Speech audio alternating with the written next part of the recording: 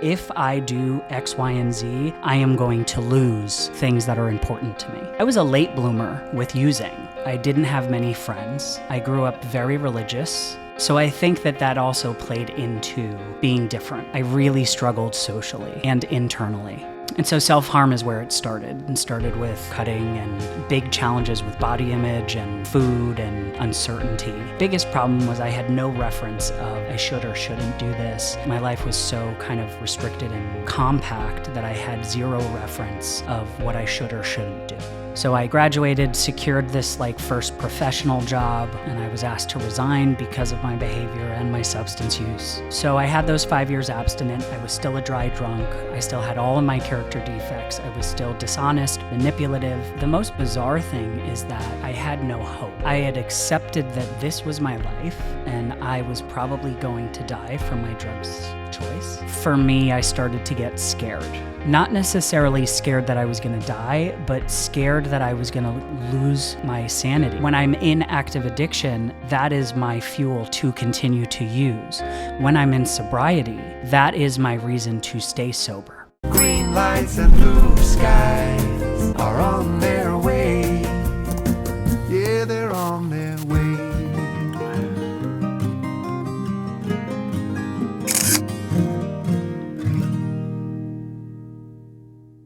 Welcome to Crosstalk, the #1 podcast in the whole universe. I love saying that. Please like, subscribe, and comment. Get in touch with us if you need help or if you have a loved one who, you don't know what to do with. We do want your comments. We do want to help people. That's the point of the podcast, is to raise awareness on addiction, recovery, whether it's suicide prevention, things like that. We really want to help people, and that is the point. So get in touch. Today, I have Ray, who is an amazing friend of mine. I have known Ray for 8 years. It'll be 8 years in November that I know you, which is so exciting. And time flies, and I'm getting older. Me too. So welcome. Thank you so much for coming. Of course, absolutely. It's my pleasure. So, as you may know, on Crosstalk, we kind of go through people's stories and talk about, how they grew up, what happens, when did it all get a little messy, how messy did it get, share as little or as juicy as you want, and then how did it all get better, and what your life looks like, what your life looked like in early recovery, what your life looks like now, because it has been for you, I don't know, maybe 9 years? 8 years. 8 years? Okay. Yeah. So we're on the kind of the similar track. A lot changes from early recovery to 8 years later. So let's definitely cover all of that. Sure. And welcome. So Thank you. Tell me how it all began. Oh, so it all began, I was born. Oh, okay. Yep. I think that's where things got messy first. So I was born in 1988 in May, and I was put up for adoption. Okay. And my family went through an adoption agency. I had an older brother. There's about 13-year age difference between us. And so I stayed basically with a nurse for the first 3 months until all of the adoption went through, and then I came home. I do know that my parents pulled my brother out of high school for that day when they got me, and they were super excited. So yeah, I think that's really where it kind of got messy first. And the reason why I say that is because now as an adult, I'm aware of kind of all of the wounding that I had. They say, adoption is the primal wound. Is that how the saying goes? Yeah. Okay. So there's actually a phenomenal book, and it's called Primal Wound, about adoption. And I read it in treatment, and it was life-changing for me. So tell me, why is it called the primal wound? Yeah. So there's a belief system that scientifically, there's a really strong connection that a birth mother has with the child, not just kind of genetically and chromosomally, but also emotionally. And so they talk about adoption being that first separation, or kind of severing of attachment and connection. Wow. And so that's why they kind of call it the primal wound, and why you'll see a lot of times people struggle with attachment and connection to other people, because if you look really, really early on in infancy, there was kind of that separation, and that was absolutely factual for me.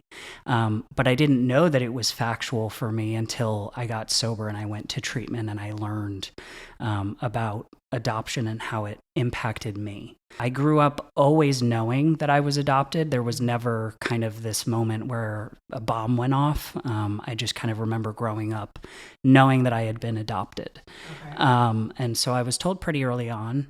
I think that I was in elementary school, and I was curious, of babies come from, the age-old questions that elementary school kids ask. And that's when I was sat down, and my parents basically described, we felt like something was missing.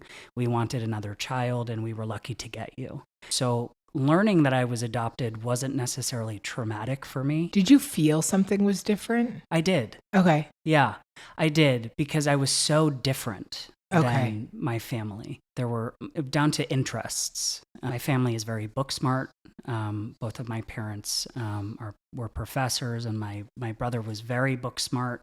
And I would have much preferred to be climbing trees and rolling in mud and in the dirt and kind of all of those things. And I was super energetic. I was diagnosed with ADHD when I was young, so I think about 7. So I really always struggled with tons of difficulty with remaining focused. I struggled in school. I needed tutors and special classes. And so I think the stacking of being different started when I was young.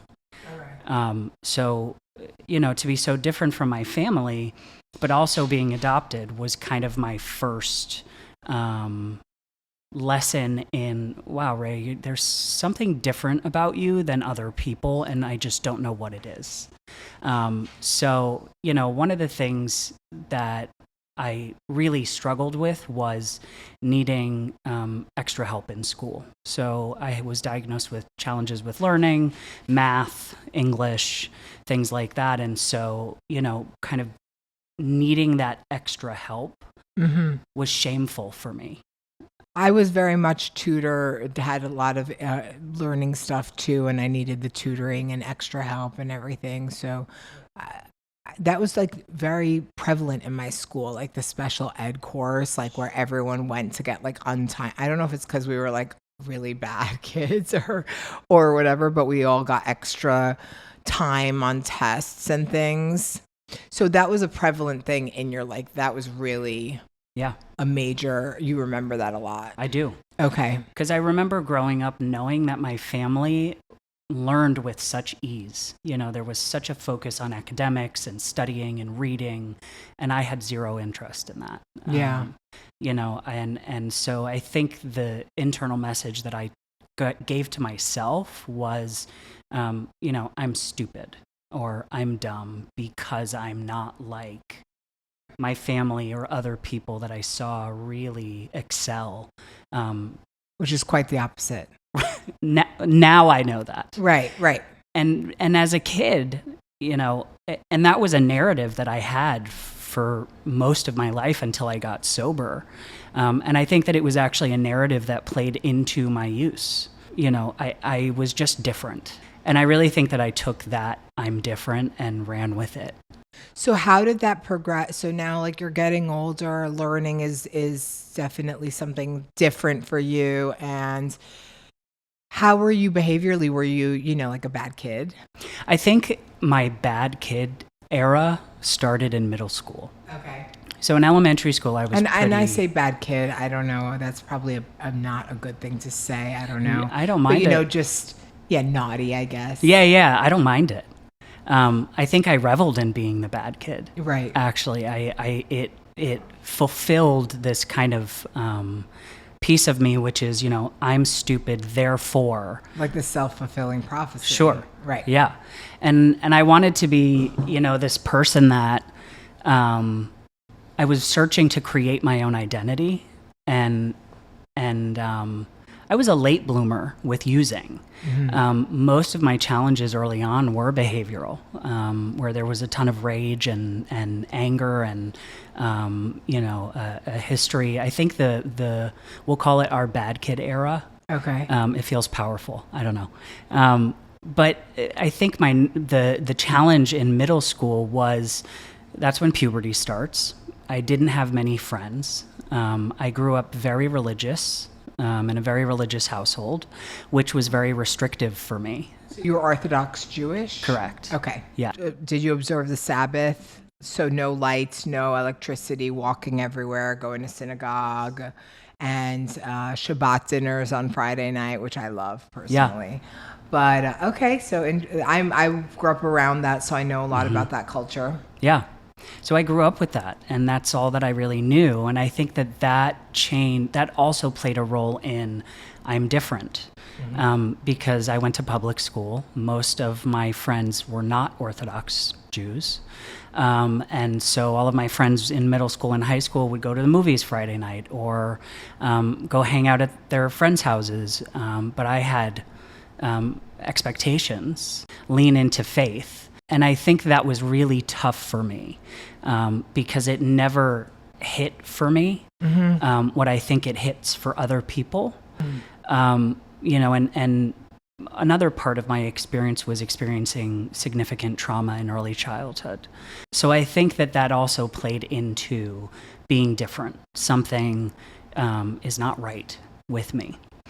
So having kind of all of those things, right? The learning disabilities, the challenges with school, needing extra time, having tutors, add in trauma, add in religious faith, where there are rules and regulations that you need to follow. I really struggled socially and internally. Okay. Yeah. I can relate to that. Yeah. I really struggled. So when did using come into play in your life? Yeah, so I was a late bloomer. Me too, actually, believe it or not. When did you, how old were you when you started? My first couple of drinks were when I was younger, like 11, and then 14, I got taken out of high school in a stretcher because I drank a lot. Yeah. Threw up on a teacher, did some fun stuff. Then sure. I don't think I've ever made an amends to that teacher. I never found them, but I should maybe look for them. But then I didn't really start doing drugs and stuff till I was like 26. Yeah. And college drinking, I thought was normal, So I consider myself a late bloomer in terms of how bad it got. But food was my primary addiction, so that was my original drug. And that's what I used. So, Yeah. But drugs wise, I think I was a late bloomer. Yeah, I have a very similar experience where my first, I would say, addiction was to self-harm. Okay. So in high school is when self-harm for me and restrictive eating started. They go hand in hand. Hand in hand, right. Yeah. And it was really my first concept of control. It was something that I was able to control. It was something that I knew the outcome of. And I was always searching for that kind of sense of control in my life. And so self-harm is where it started with, cutting and very big challenges with body image and food and uncertainty in life. And so those two things were really my first drug of choice. And I had a phenomenal English teacher who is still one of my closest friends now. Wow, that's so cool. I love that. She's awesome. And she was the first person to notice something was off. And so that was my first experience of somebody really kind of saying, something is off, there needs to be eyes on this person. At the time I was in high school, so I was like, how dare somebody... Right. And now we say teachers don't care, don't whatever. Although I do know a lot of teachers that do. So, But that's incredible. That's great that she was able to point that out. Yeah, and she stepped in and she was present and You she hated was her at the consistent. Correct. I hated her at the time. Of course. And I think that was my first kind of internal experience of somebody trying to put a stop on a sense of control and unhealthy behaviors for me. And so, of course, what do most of us do? We buck the system. And so it progressed. And I had been seeing a therapist for years at that time. And I think that was really my first experience with just complete dishonesty and deceit. And I learned that I could maneuver and manipulate my way around people and experiences and things to get what I needed. And so really in high school, things really started to flourish. I looked so forward to going to college because internally it was, I can do whatever I want. I don't have to follow rules and regulations. I don't have to have eyes on me. I can experience whatever it is that I want to experience. And so I went to college, and I went to college on Long Island, which is a party area. You're close to Manhattan, you're close to the city, you just take the train in. And right. So here's this kid who has had a very restrictive life. And when I say restrictive, I want to emphasize that I had so many wonderful experiences and wonderful things in life. And I felt that because of the religion, and the expectation that was placed on academics, that I had no interest in, it was restrictive. Right. I mean, both can be true. Just because you felt your life was restrictive in terms of like not being able to go to the movies with your friends on a Friday night. Like I had Greek school every day after school while all my friends were going to the diner or playing sports or things like that.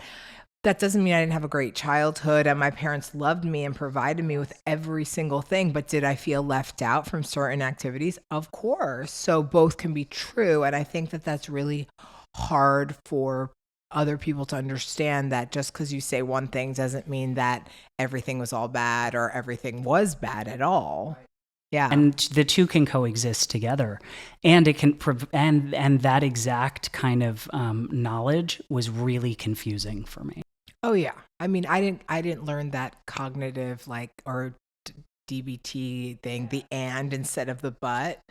And I use it now, but I learned that in sobriety, that, oh my God, I could have two feelings at once. Like, what do you mean? And it's confusing for a middle school, high school kid. For sure. And it produced anger for me. One of the things, and it's funny that you say that because I remember doing my first fourth step, and on my first fourth step was one of the biggest resentments that I had was that I was late to prom because of the Sabbath.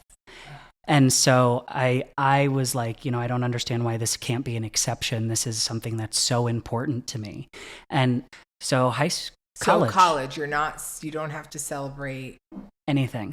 I can do whatever I want. You have weekends free. Correct. Okay. I can do whatever I want. And, the interesting thing I think is that now that I look back, I can see the enabling pattern. So my mom was very big on making sure that I got the help that I needed. So she was the one that was kind of the advocate and the bulldozer for me in college. And, because she taught, she would often review my essays, help me, register me for classes. So I was like freedom, right? I didn't have to, and everything was done for me. Right. So I didn't have to worry about anything. It was also my first experience of like significant bullying. So I was, my freshman year. So I was bullied for sure in middle school and high school, but in general, everyone. I feel like everybody does at some point. But I think I was bullied, and I think I bullied. I think I definitely bullied too, and that's so sad to say, but it's true. And hurt people. It makes sense. A lot of my anger was internal. So I was very mousy in school, like really kind of quiet, unless I was with my core group of friends. And so I'm sure that I bullied people. I think more so it was just for me really this internal Protect. yeah, and To protect. shut down and kind of cower down. But freshman year, 100% was my first experience with outwardly being bullied. So, I made a couple really close friends who are still good friends of mine today. One in particular. I was bullied my freshman year, tormented, and it was miserable. And that is my first experience with substances. So I went to the bars. My university was right on a strip, and there were a list of bars. And so people would bar hop on the weekends, and I thought that was normal. And so because I didn't have... It's not? I think it is, actually. Yeah. Yeah. I think that was really... The biggest problem was I had no reference of I should or shouldn't do this. My life was so kind of restricted and compact that I had zero reference of what I should or shouldn't do. Okay. And so that was where I had my first kind of experience with alcohol. I wasn't the biggest fan of alcohol. Really where it spiraled for me, and I did go out on the weekends. I would drink on the weekends, and there were a couple of times that I ended up in some fountains and not know. Guess I wanted to go swimming. Right. But for the most part, and scholastically, I did okay my freshman year. My sophomore year is what we call my $40,000 mistake. Okay. Yeah. So right around that summer, I was involved in a car accident on one of the highways. I believe it was my sophomore year. And I was given Percocets from the hospital for neck and back pain. And that is where I kind of had my aha moment. Because the numbing feeling and the warm feeling that I got from it was like comfort. Right. And that, now that I look back, was where my brain 100% flipped over and was like, all right, this is it. So I was smoking pot, I was using Percocets, I was drinking, I was mixing all of it together. And I made it through college. My sophomore year, I failed multiple classes, so I had to stay for the summer. I was involved in Greek life. I joined a medical fraternity. And so there was, kind of the expectation of drinking, partying. It's a frat, you get hazed, and then you do the hazing and all of these things. And so my frame of reference, everything was in its extreme. Right. So you have a whole university of kids that are, there's no one watching. Right. And things, The point is to black out. Right. Correct. Which is outrageous. But. Right. And I realized that other people didn't do it as frequently as I did. I was also diagnosed at that time with some mental health challenges. And so I was seeing university campus therapists, and there was zero reference for me of what I know now. So I think that I was pretty restrictive, dishonest, manipulative. I was using substances. I made it through and successfully graduated from university. And then I returned home, and I got my first job, which was in, social services kind of arena. That is truly where my substance use progressed. So at that time, I was involved in my first long-term relationship. I was with somebody for about 6 years. I think prior to that was when I went to treatment for the first time. Okay. I think that's kind of the time frame. Everything is really hazy. How old were you at that time? I believe I was in my very early 20s. Okay. So I graduated, secured this first professional job. I lost that job. I was asked to leave, and I was asked to resign because of my behavior and my substance use. I remember the enabling continued. My family came in to try to preserve the position, and I was like, no, I'm just leaving. I'm going to go to treatment. So I went. You decided that on your own. I did. That's pretty incredible. It was an escape. I was like, oh my God, the consequences are so bad. I'm so embarrassed. And yeah, absolutely, send me somewhere. Okay. I never thought of it that way. Yeah, I was like, yeah. I'll go wherever you I don't want me to go. With you. Right. I just want to go. Yeah. And I ran away, and I went to my first treatment center, which was Hazelden Betty Ford. Okay. So I went out into Center City, in Minnesota, and I caused. I mean, am I allowed to swear? Yeah. I caused fuck shit there. Bleep it out or something. I was a menace in treatment. I tried to rule the roost. I was not serious about my treatment.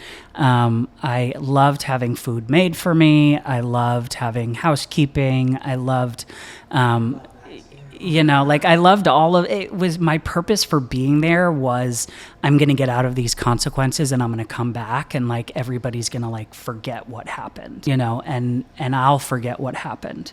And that was kind of my first experience as well of having consequences in the family unit. There were rules and boundaries that were put in place for me to return home. So I was recommended after treatment to go to sober living, and I was like, I'm not doing that. Right. But it was an expectation. So I went to this sober living. It was in this big old mansion, dead of Center City. I didn't know anybody there. I think I was living this fantasy world where I truly believed if I do X, Y, and Z, I'll be allowed to come home, and then I can go back to being a menace, basically. Yeah. So I didn't like the sober living, and I manipulated my family into flying me home. I basically put on the tears, the waterworks. I'm so unhappy. I'll follow whatever rules you want me to follow. I got this. I'm willing to do this. And it worked. And that's important for my story later on. So at that time, I manipulated, I broke the boundaries, and it worked. So I returned home, and I was able to stay abstinent for 5 years. Wow, that's a lot of time. No it is. Program, no rooms, no. So I went to the rooms. Oh, you did a 12-step? I was going to meetings. I did not work the steps. I did not have a sponsor, but I liked the meetings, and I think I liked it for social reasons, because internally I was lonely. I was miserable. I was a dry drunk. There was no concept for me of what true sobriety and recovery looked like. And in upstate New York, there's a phenomenal place for meetings, and I met wonderful people there. I think that I shied away from the people that were really working a program because I was terrified. I didn't want to be held accountable or be healthy, because everything was working for me in my favor at the time. Right. So I had those 5 years abstinent. And during those 5 to 6 years, I was in my first long-term relationship for that entire time. And she's still one of my closest friends to this day, and still lives upstate New York and has been a part of my story and my journey this entire time since high school. So I had those 5 years abstinent. I was still a dry drunk. I still had all of my character defects. I was still dishonest, manipulative, unkind, angry. I was a menace. Yeah. Basically. Right. And so this person stayed with me until she no longer was willing to tolerate my behaviors, and she left. And so that was my first awareness of, if I do X, Y, and Z, I am going to lose things that are important to me. And prior to that, I didn't care that I was losing things. I didn't care about losing friends or integrity or, hurting people. I didn't, there was no concept for me of action to consequence, right? So I think for me, I really needed all of these consequences. So I needed those consequences to start racking up. So I needed to start losing relationships. I needed to start losing integrity. I needed to have all of these traumatic experiences from behaving in certain ways. I needed to have pain. Yeah. And so I would say, like, from everything was too easy. Yeah. And I was enabled, and I was, why change if I don't need to? Right. Yeah. And until adulthood, things worked. And so I started racking up these kind of consequences, these moral injuries, these moral painful experiences. So this person left me, and I was left completely heartbroken and totally alone, and in this apartment that I couldn't maintain by myself. And, I started entertaining another relationship with another person pretty shortly after. And this person was also in active addiction. And I thought that I was going to maintain that relationship by being the sober person, right? So there was this power differential where I was sober and they were not. And so I was this knight in shining armor fixer, all of these things. You were the healthy one. Yeah, I was the healthy one. So it seemed. Yeah. And pretty quickly, my addiction came back with a vengeance. As we know now, addiction progresses even when you're sober. So this is a disease that continues to progress even when we're sober. Right. So, like, if I were to go back and drink tomorrow or go back to the drugs I was using, I would use just as hard, drink just as much. It wouldn't be like I would start with a glass of wine again. Right. Right. But we tell ourselves that. Oh, I know. So I started with one Xanax. Oh, okay. And I was like, just to help me sleep. Right. And then it Well, progressed. it's not even for sleep, but right. No, but it made sense to me. Of course. That's what I used it for. Yeah. And I started dancing around with drug dealers and people that were not of integrity and people that were dishonest. And it quickly progressed to substantial amount of Xanax and opiates and, muscle relaxers and all of these different things. And so I was a downers guy because I'm anxious as a human being anyway. So anything that would kind stimulation would make you even more anxious. Right. And anything that would just kind of bring me down and basically level me out and just tank me. I wanted to be numb. I wanted to be nodding out on the couch. I wanted to be this person who didn't have to feel anything. I successfully achieved that. I successfully achieved that. And so I was with this person that was actively using and I'm using, and it just completely blew up in my face. And that is where, the seizures started. So the seizures started, and because this person was not well, I was just kind of rolled over and, there was no care or medical care or anything like that. And I would just kind of wake up and do it again.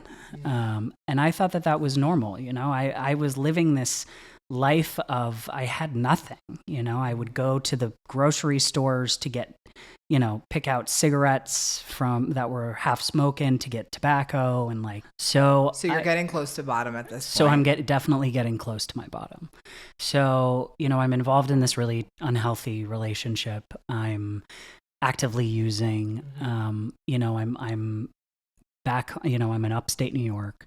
I started having seizures because of the benzos, and I would use and then go through many withdrawals and have seizures. I truly thought that this was kind of the way that I was going to live and die. And the most bizarre thing is that I had no hope. I had accepted that this was my life, and I was probably going to die from my drugs of choice. And I was okay with that. Right. Isn't that such a sad place to be? You don't necessarily want to die, but you've kind of resigned to the fact that you might, and that's okay. Right. And I'm going to continue to do what I'm doing. The overall effect that substances had on me was just this complete tanking of my moral values, of my hope, of joy, of all of these different things. And I accepted that. So I'm in this really unhealthy relationship and the series of events. And so the person that I had been with for the 6 years that I mentioned earlier was helping me. So there would be times that my clothes weren't clean. I had no clothes. I hadn't eaten. I had nothing. And she would bring food and a meal and just let me sit in the car and just eat and try to help you and have a place that was safe to do that. Right. And I think that was really kind of what, and she wouldn't give me money. She would not give me money. And she had learned, I'll bring you food. I'll give you cigarettes. I'll do these things, but I'm not giving you money. Right. Because you're not going to buy food or help yourself. You're going to buy more drugs. And that's kind of like where we're at that time, through no fault of our own, really through what's taken over. Right. Yeah. So I was involved in a series of accidents, and the person that I was with had children. And, I won't go into too much detail about that. However, that was part of my bottom, was driving under the influence, risking other people's safety, risking my safety. Yeah. All of these That's things. a common thread. Yeah. It's a very common thread. I mean, people do it all the time. They leave like a barbecue and they've drank. They don't realize that it can turn at any moment, And so that clicked for me, right? Because there's innocence, right? And so I couldn't sit with myself knowing that I was placing other people at risk. I didn't care about myself, but I cared enough about, the kids or, someone else or friends. And so that's what really kind of started the wheelhouse to turn. Mm-hmm. And this whole time enabled, right? I was so high that, my face fell into a bowl of Lucky Charms. Oh my God, my face fell into a bowl of Chinese food. Yeah. On Christmas Day. Yeah. I think it was Christmas Day. Yeah, Christmas Day. Yeah. Oh. I almost drowned in milk. Like genuinely. I'm sorry, I'm laughing. It's like not funny, but it just, yeah. This theme of laughter comes up in these interviews because other people are like, why are you laughing? But we have to laugh. Like if we don't laugh like about drowning in Lucky Charms, right, then like where's it at? Yeah, and I was okay with that. Yeah. I remember coming to and having my face pulled back and I'm like, wow, I almost just died in milk. Yeah, and then you're like, and I have marshmallows stuck to my head and I just continue to eat, right? And I continue to use and it's I would have been very upset if I died by Lucky Charms. Right. God, that would have just, that would have been terrible. But that's the concept of where I was that, I was okay nodding out into a giant bowl of Lucky Charms. And it's not even like a small bowl. It was like a mixing bowl. Oh yeah. Why I had a mixing bowl, I'm not sure. Because sometimes those are good bowls to eat cereal out of. And that's the bowl companies out there. I'll still validate that. Yes. Yeah. Cereal tastes better in a mixing bowl. In a bigger bowl. Yeah. Right. That or like a blender. I did that like once a bowl. too. Like it needs to be like that. Right. Yeah. And factually, my risk of dying by Lucky Charms was far higher using than it is, now. Right. But I truly and genuinely was breathing in milk and actively drowning. And so that was another kind of thing where I'm like, did anyone witness it? Yeah, the person that I was with. Okay. Yeah. Did they go to your family? No. Okay. No. I mean, they were actively using as well. But just not as much. No, they were using as much, just other substances. Okay. Yeah. Okay. So it's these two really full-blown active users living in a home together. It was terrible. Yeah. It was terrible. So I'm drowning in milk and Lucky Charms. I'm driving under the influence. I'm involved in accidents with innocence in the car. There's toxic household, all of these things. And I think for me, I started to get scared. Not necessarily scared that I was going to die, but scared that I was going to lose my sanity. I was truly terrified that I was going to lose every last piece of myself.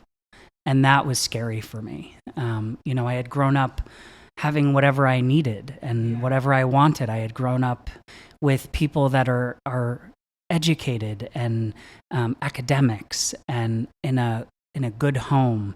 And the way that I was living was so incongruent to any of that. I think still to this day, that was kind of my biggest internal struggle was, why is the way that I am so starkly different from the way that I want to be and the way that I was expected to grow up? When I'm in active addiction, that is my fuel to continue to use. When I'm in sobriety, that is my reason to stay sober.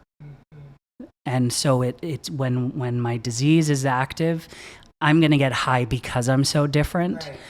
And in sobriety, I want to be sober because my authentic self is more of that of my family's values. So what happened at this point? Who stopped you? Did you stop? You stopped yourself? I did. Okay. Yes. And what'd you do?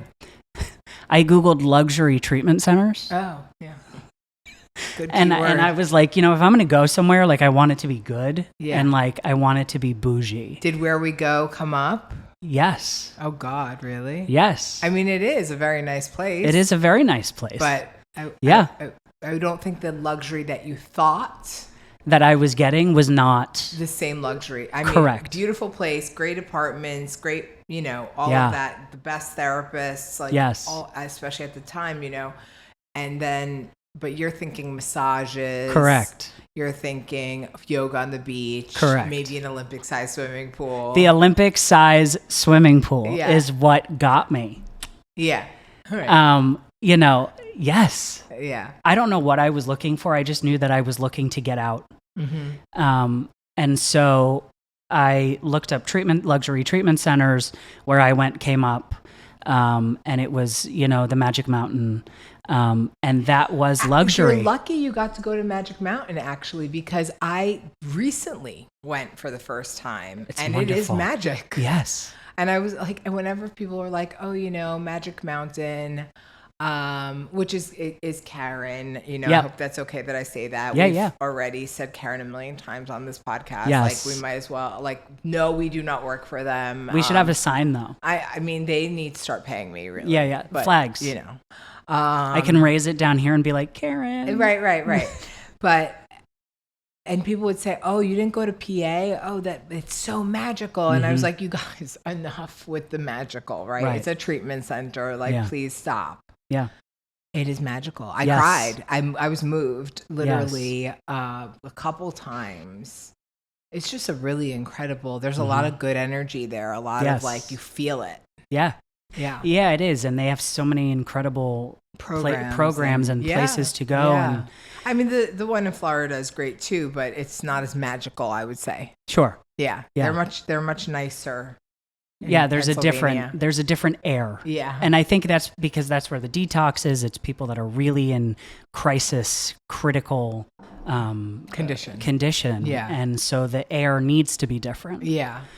So I asked my mom, I said, I want to go to treatment, and will you pay for this? And she said, absolutely. And I'm forever grateful for that, that I was set up in life to have those opportunities to go to Hazelden and to go to Karen and get those experiences. Yeah. So I went to the Magic Mountain. I detoxed. I really don't remember. I think I was there for 10 days, maybe even less. And I manipulated my way into getting my phone saying that I had to pay bills and look at my finances. Oh, I tried that. Blah, blah, blah. But and not for my phone. And I was given my phone and I snuck it and I kept it and I left AMA. So I had people come. I didn't know that. I did. Yeah. Okay. I was terrified. Who came to get you in the middle of nowhere? Random people that I was friends with. They didn't send me there because they thought I would AMA. Yeah. And now that I've been there, I was like, you think I would have left there in November? It was freezing. I would never have walked anywhere. I went in May. Oh, okay, yeah. So it was summer. Okay. So yeah, I called these two random people that I had known, and they drove like the 5 hours to come and get me, and then drove me the 5 hours to go back. Those are some nice friends. Right? Yeah. Yeah. And I had nothing to offer them other than humor. Right. You know, and Luckily, we're charming. right. Yeah. And so I go home. They drop me off at my ex's place, and I sat on the front stoop until morning, and then I was allowed back in. I want to say that was the start of the end for me. Okay. I needed one more run. So let's go through that run, because I really want to also get to kind of what life looks like in sobriety. Yes. And so tell me. So basically, my life blew up in my face. I had to go back to treatment. I almost died, and I was allowed back to the Magic Mountain. And Okay. that was the start of my life. I went through the most difficult detox, and I was told that I was going to be shipped to South Florida. I went kicking and screaming. I had to be escorted to South Florida. Mm-hmm. And I would say my first 2 weeks there, I was a menace. That's my favorite term for myself. Okay. And they were patient. And that, I think, is where I had the spiritual change. I found a sponsor, and he changed my life. I went through really intensive trauma work. I went through really intensive... This is up there or down here? down here. Okay. Yeah. I think I surrendered. Yeah. And the reason why I surrendered was not because of my own choice. It was because the force with which Karen came in and matched me, I backed down. Right. I tried, they pushed. Right. I would try to manipulate, there was a barrier. They knew it. They knew it. They were like, sorry, you're not the first. Yes. You won't be the last. And it was truly the first time that I had anybody stand up to you and outweigh me. Yes. Right. And you know, I was forced to surrender until I was able to surrender for myself. And I think when I got my sponsor and I asked my sponsor to be my sponsor was really truly where I was like, I'm fine. I'm surrendering. I'm done. Yeah. And so for sobriety, I would say the first 3 years were really tough. The first 3 years was really where I continued to see behavioral challenges, character defects, all of those things, even after I worked Everyone my talks steps. about that. That, you know, behaviorally, the first few years, it looks like addiction, but you're just sober. Right.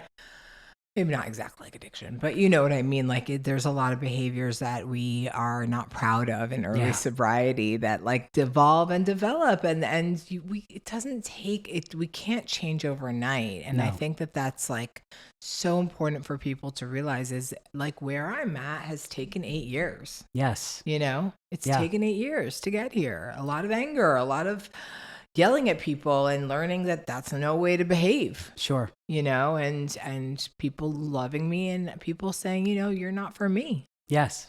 You know, and being okay your with behavior makes you not for me. Right. And that's okay. That is okay. That is okay. And I think that's the biggest piece for me has been, you know, I truly found a sense of ease in life. I had always been somebody whose spirit was so unsettled. I couldn't sit still. I couldn't be patient. I didn't know how to make an amends. I didn't know how to be a friend. I didn't know how to be a son. I didn't know how to do any of these things. And so it didn't come from a higher power kind of booping me on the nose and saying, you know, like, you're healed. It came from watching people that had done it before me. It came from watching the therapists at Renaissance teach me how to love in a healthy way, how to be present in a healthy way, how to challenge myself in a healthy way.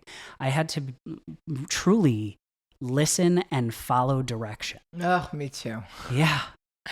But, you know, it's really cool because you develop, especially from that treatment program, I developed a sense of self-awareness and also holding myself accountable that I know a lot of people who I've met in the rooms, or especially not as much now, but when I was in early sobriety and I was like, wow, you really didn't get the same therapy I did. You didn't get the same treatment I did, because we weren't necessarily hugged back to, eventually we were given that hug. Sure. But to get that hug, we had to really change, prove ourselves. Like, I was met with confrontation. Yes. Like, oh, you're going to yell at us, be mean to us? Well, right back. Right. And I needed that. I did too. Yeah. And people are afraid of that today. Yeah. And parents don't want that for their Right. kids. But I think that our parents didn't want that either. They didn't know, I guess, Yeah. all that was going on. And I needed it. Yeah, me too. And I think it, that reminds me, that was the first time, and I think I mentioned it earlier in the podcast, was how I was always able to manipulate my way to getting what I wanted. Mm-hmm. When I got to South Florida, my mom set the first boundary, which was, you can choose to leave, but you will be homeless in the streets of South Florida. I am not flying you home. You may not come home. I am not giving you money. I am not doing any of these things that I thought that I knew I could do. Right. And it broke my spirit. Right. Well, they tell us all that, and they tell the parents to hold true to that. Yes. I remember when I got kicked. Well, I was asked to leave on friendly terms. I went back like a month later to finish, but on friendly terms. My parents didn't talk to me at first. And I was like, what are you doing? Hello? And they were like, they told us that you're not doing well, and you're not. And I was like, but I'm still sober, but they taught our parents to hold a boundary. Yes. So that we can't manipulate them again, because they don't realize it, but the enabling kills people, enabling kills people. Yeah. And that's the hardest thing, I think, for parents to realize, is that you're doing the complete opposite of what feels natural to you. Well, but it saves lives. I know. And now I think with fentanyl, what's so scary is that it may not. Correct. That stopping enabling, sometimes you'll die the next day. Right. And both enabling and not. It's just a scary world out there with fentanyl. Yeah. Yeah. And it continues to progress and get worse. Well, actually, apparently fentanyl use is down. Yeah. But I don't know if that's because more Narcan is up and we're hearing less cases. So they're selling more Narcan. So, yeah, that could be it. So we don't hear about the overdoses as much because there's a lot more Narcan out there and a lot more knowledge. That could be it. Yeah. So, yeah. I mean, saving a life is saving a life. Yeah. So tell me what life, I know you have your master's. I do. And you have an incredible practice. Yes. That you help people as well. Yes. And so tell me what your life looks like today. Like, what do you do for your own recovery? How do you maintain what you so worked for so much? Sure. So for my recovery now, I still have sponsees and I still go to meetings. So for me, my meeting attendance looks different now than it did when I was in early sobriety. So I would say for the first 5 years, I really dug in and I would go to about 3 meetings a week. And then for year kind of 6, 7, it really looked like going to 1 a week, sometimes 1 or 2 every 2 weeks, depending. Yep. Depending on schedule. The challenge, the one thing that has been consistent and persistent for me has been being a sponsor. So I have always had active sponsees. I continue to have active sponsees. For me, that's the biggest thing because this 12th step is service work. 100%. And so the other big piece has been separating my work from my program. So yeah, I just opened my own private practice, and I work in treatment. And sometimes it can be hard to... do you still work at a treatment center? I do. Oh, okay. That's great. Yeah. That's great. And so I do that. And the biggest thing that I have always been taught is that that's not my program. Right. So even though I work in substance use, that is not my program. And I'm pretty strict about that. Yeah. You have to be. Yeah, you have to be. I meditate, I pray. My favorite thing is meditation. Everyone love it. knows. I love it. I tend to fall asleep. Oh, I do too sometimes, but And- that's like the best kind. Yeah. Yeah. So I do that. I think the biggest thing too is like regular therapy. I go to therapy every week to, have checks and balances. I do supervision to have checks and balances. The biggest thing is integrity and operating with integrity. And I think my program now and what my life, and I'm sure you've heard this, my life now is far greater than I ever could have imagined that it was. And I didn't believe that 8 years ago. I truly thought that my life was going to be maybe, a little bit better than it was in active addiction. And there was a lot of hopelessness in my early sobriety because I would see all of these people that were so successful and so just, crushing it. And I didn't believe that I would be capable of doing that.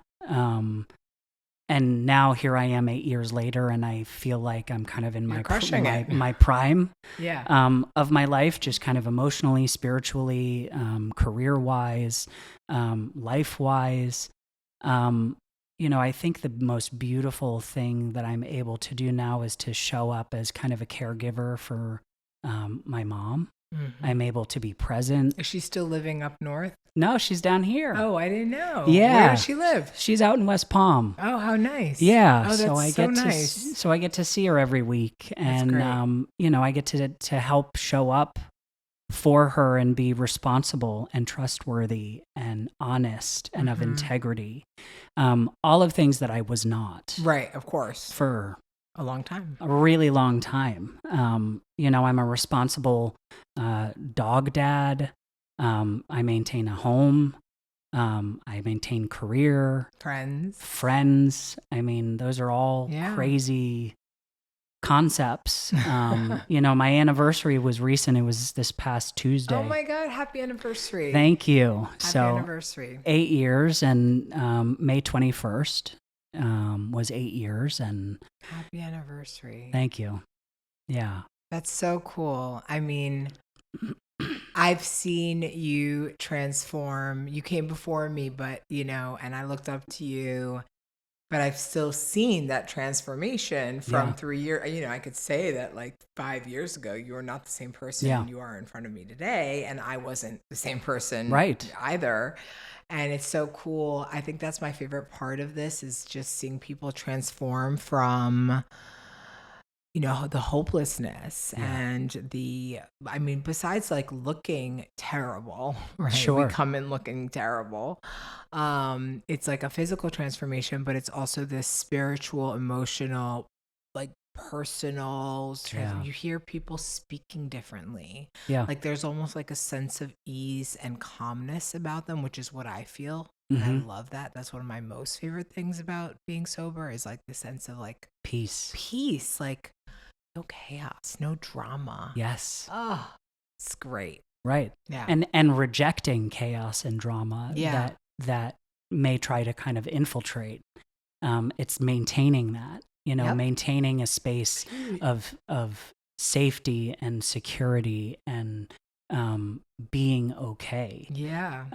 Where I used to chase chaos and insanity, now I run. Me too. Yeah. Me too. So tell me, if you could go back and ask your younger self, or tell your younger self something, how old would that younger self be? What do you picture in your mind? And what would you say? I think I picture myself being 5 or 6. Okay. And I think that I would just kind of tell myself, things are going to be really hard, and then it's going to be really beautiful. Just walk through it. Right. That's all we can do. Yeah. And there's a famous kind of saying, and everybody's seen the video, it's Brene Brown. And she says, we as children are hardwired for struggle, but we are worthy of love and belonging. And that is, I think, the experience of sobriety and active use, is that our brains are hardwired for struggle and pain and difficulty, but we are worthy of recovery and love and belonging. Mm-hmm. I love that. Yeah. Thank you so much for coming. You're welcome. I'm so honored that you came, and I'm happy that I got to see you today. I'm excited for your anniversary and one more year doing all this hard work, and we just continue to grow, right? Yeah. I mean, it doesn't stop. Yeah. Like what was good last year will be better next year. Correct. Thank you so much. Thank you. All right, let's hug.